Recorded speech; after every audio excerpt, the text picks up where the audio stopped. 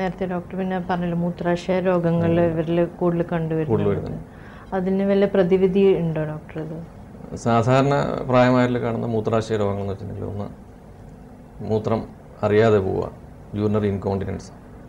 സാധാരണ രീതിയിൽ നമ്മൾ യൂറിൻ പാസ് ചെയ്യുന്നതിൻ്റെ കൺട്രോള് പല സ്ഥലത്താണ്. ഉദാഹരണമായിട്ട് ബ്രെയിൻ ആൻഡ് സ്പൈനൽ കോഡ്, പിന്നെ സ്പൈനൽ കോഡിൽ നിന്നുള്ള നെർവ്സ്, പിന്നെ ബ്ലാഡറിലുള്ള മസിൽസ്, ഇവയുടെ എല്ലാം ഒരു പരസ്പര സഹകരണത്തോടു കൂടിയുള്ള ഒരു പ്രവർത്തനം കാരണമാണ് മൂത്രം നമുക്ക് പിടിച്ചു നിർത്താൻ കഴിയുകയും ആവശ്യമാകുമ്പോൾ മൂത്രം ഒഴിക്കാൻ പറ്റുകയൊക്കെ ചെയ്യുന്നതിന് കാരണം.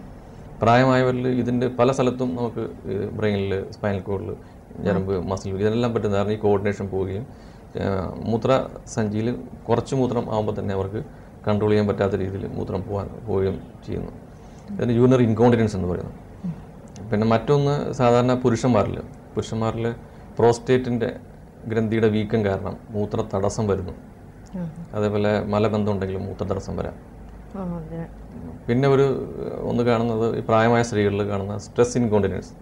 അത് ചുമയ്ക്കുമ്പോഴോ അല്ലെങ്കിൽ ഭാരമുള്ള എന്തെങ്കിലും പൊക്കുമ്പോഴോ വയറ്റിൽ പ്രഷർ കൂടുതൽ വരുന്ന സാഹചര്യങ്ങളിൽ മൂത്രം അറിയാതെ പോവുക. ഇതിന് ചികിത്സ എന്ന് പറഞ്ഞാൽ യൂറിനറി ഇൻകോണ്ടിനൻസിന് പ്രത്യേകിച്ച് ചികിത്സയില്ല. ടോയ്ലറ്റ് ട്രെയിനിങ്, അതായത് കുറേ എപ്പോഴും ബാത്റൂമിൽ പോയിട്ട് ട്രെയിൻ ചെയ്യാനുള്ളത്. പിന്നെ പ്രോസ്റ്റേറ്റിക് ഗ്രന്ഥി വീക്കം മൂലമുള്ള മൂത്ര തടസ്സമാണെങ്കിൽ ഓപ്പറേഷൻ മൂലമോ അല്ലെങ്കിൽ പ്രോസ്റ്റേറ്റിക് ഗ്രന്ഥിയുടെ വലിപ്പം കുറയ്ക്കാനുള്ള മരുന്നുകൾ മൂലം നമുക്ക് ചിലപ്പോൾ നിയന്ത്രിക്കാൻ പറ്റും. സ്ട്രെസ് ഇൻകോണ്ടിനൻസ് സ്ത്രീകളിൽ കാണുന്നത് സാധാരണ കൂടുതൽ പ്രസവിച്ച സ്ത്രീകളിലൊക്കെയാണ് ഈ പെൽവിക് മസിൽസ് വീക്കാവുന്നതുകൊണ്ടാണ്. അപ്പോൾ ചില പെൽവിക് മസിൽ സ്ട്രെങ്തനിങ് ചില എക്സസൈസ് ഒക്കെ ചെയ്തിരുന്നാൽ പിന്നെ അപൂർവം ചില കേസുകൾ ചില സർജറി കൊണ്ടും അത് നിയന്ത്രിക്കാൻ പറ്റും. ഇപ്പോൾ കൂടുതലായി ഒട്ടും കൺട്രോൾ ഇല്ലാണ്ടാകുമ്പോൾ സർജറിയൊക്കെ മെയിൻലി എക്സസൈസ് അല്ല, അപൂർവമായിട്ട് സർജറി വരും. പിന്നെ വളരെ ബുദ്ധിമുട്ടുള്ള കണ്ടീഷൻസിലാണ് നമ്മൾ ഒരു ട്യൂബ് ഇടുന്നതിനെക്കുറിച്ച് അല്ലെങ്കിൽ കത്തീട്രൈസ് ചെയ്യുന്നതിനെക്കുറിച്ച് ആലോചിക്കേണ്ട കാര്യമുള്ളൂ. പിന്നെ അതുപോലെ ഇപ്പോൾ നമ്മൾ ഈ പ്രായമായവരിൽ ഇപ്പോൾ മരുന്ന് പ്രിസ്ക്രൈബ് ചെയ്യുമ്പോൾ പലതും ശ്രദ്ധിക്കേണ്ടതാണ്. സാധാരണ കുറച്ചും കൂടി നമ്മളൊരു കോഷ്യസ് ആയിരിക്കണം എന്ന് പറയുമല്ലോ. അതെന്തൊക്കെയാണ് നമ്മൾ ശ്രദ്ധിക്കേണ്ട കാര്യങ്ങൾ മരുന്ന്? കാരണം ഈ നമ്മൾ പല മരുന്നുകളുടെയും ശരീരത്തിൽ നിന്നുള്ള ക്ലിയറൻസ് നടക്കുന്നത് കിഡ്നി, ലിവർ എന്നിവയിൽ കൂടിയാണ്.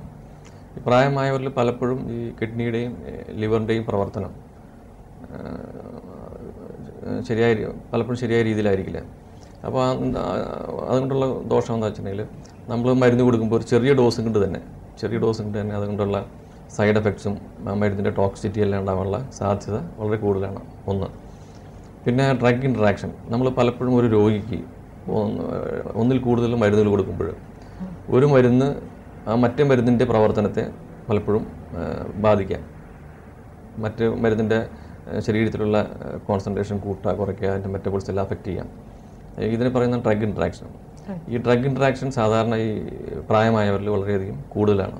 അപ്പോൾ ഇപ്പോൾ ഇപ്പോൾ ഒരു വേദന പെയിൻ കില്ലേഴ്സ് വരെയും അങ്ങനെ സ്വന്തം ഒരു ഇതിൽ അവർ കഴിക്കാൻ പാടില്ല, ഡോക്ടറോട് ചോദിച്ചിട്ടെല്ലാം മരുന്ന് ചെയ്യുന്നത്. അപ്പോൾ അങ്ങനെ ഡ്രഗ് ഇൻട്രാക്ഷൻ ഇവരിൽ കൂടുതലാണ്. അപ്പോൾ ഏറ്റവും കൂടുതൽ ശ്രദ്ധിക്കേണ്ട കാര്യങ്ങളെന്ന് വെച്ചിട്ടുണ്ടെങ്കിൽ പ്രായമായവരിൽ കഴിയാവുന്നതും ഏറ്റവും കുറഞ്ഞ ഡോസിൽ മരുന്ന് സ്റ്റാർട്ട് ചെയ്യാവുന്ന, പിന്നെ കഴിയാവുന്നതും മരുന്നുകളുടെ എണ്ണം കുറയ്ക്കാം. പിന്നെ കഴിയാവുന്നതും മരുന്നുകൾ ശരിക്കും ലേബലിൽ ചെയ്ത് അതിൻ്റെ ഡോസ് എല്ലാം കൃത്യമായിട്ട് എഴുതി കൊടുക്കുക.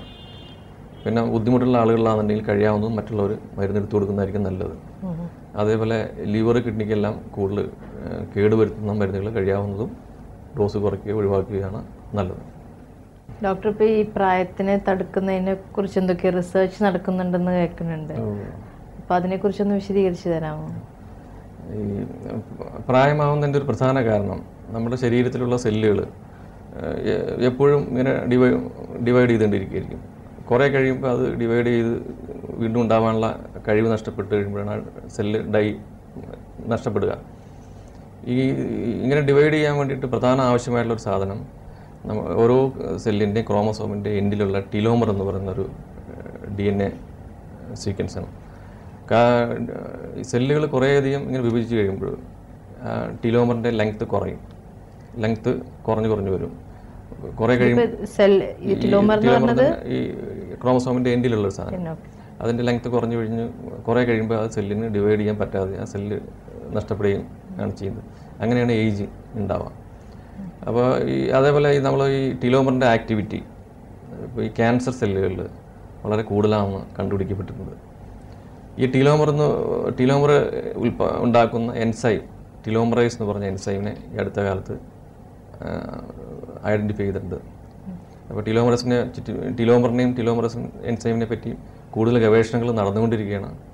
അത് ഭാവിയിൽ പ്രായത്തെ തടയാനുള്ള ഒരു പ്രതിവിധിയും ക്യാൻസറിനുള്ള ഒരു മരുന്നും കണ്ടുപിടിക്കാൻ സഹായിക്കും എന്ന് പ്രത്യാശിക്കാം. ഡോക്ടർ, ഇത്തരം വിവരങ്ങൾ ഞങ്ങളുടെ പ്രേക്ഷകർക്ക് വേണ്ടി പറഞ്ഞു തന്നതിന് വളരെയധികം നന്ദി. Thank you so much doctor. എനിക്ക് ഇവിടെ സംസാരിക്കാനൊരു അവസരം ഒരുക്കി തന്ന ഡോക്ടർ മൂപ്പൻസ് ഗ്രൂപ്പിന് നന്ദി പറയുന്നു.